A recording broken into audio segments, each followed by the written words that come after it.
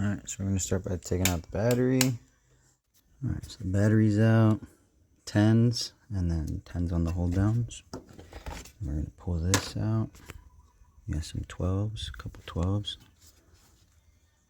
Ooh, and a third one. We got 1, 2, 3 out. I ended up having to unclip everything actually. And you go to pull it, still nothing. Had to unclip this one off the corner. There's one more down there, just chilling. So here it is out. It looks like the best approach is going to be, well, this is gonna have to move anyway. But this guy, I'm just gonna probably loosen those and try to slide it out of place and just move it out of the way. Yeah, because that ain't coming out with this in the way. Now we're under the driver's seat. I got these 3 out, also 12s. There's one more though, kind of hard to reach.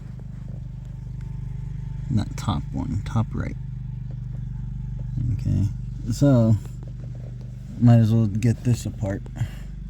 And I actually needed to see, so this works. So I'm just gonna reach in, unhook that spring, pull that pin, and I should be able to slide that right out. So here's that pin. The spring's just hanging out under there somewhere.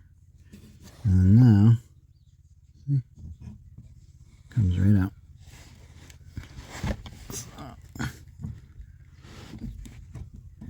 that out. Okay. And this is the part where you can see.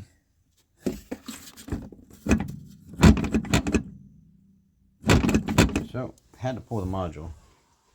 Had to come out. There is no room to be able to pull this thing out. Just absolutely no way. So now that that's out of the way, I can just kind of finagle these lines out of the way. But it was not possible before. Shit. So I had to disconnect these and move them out of the way. Push them to the left.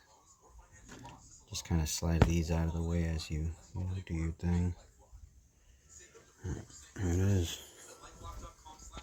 So sometimes when these fail, it's the interior seal. Sometimes on the master. Sometimes these leak air. So whenever you would press the throttle, you would hear the hiss, and occasionally it sounded like it was rubbing, like rusty.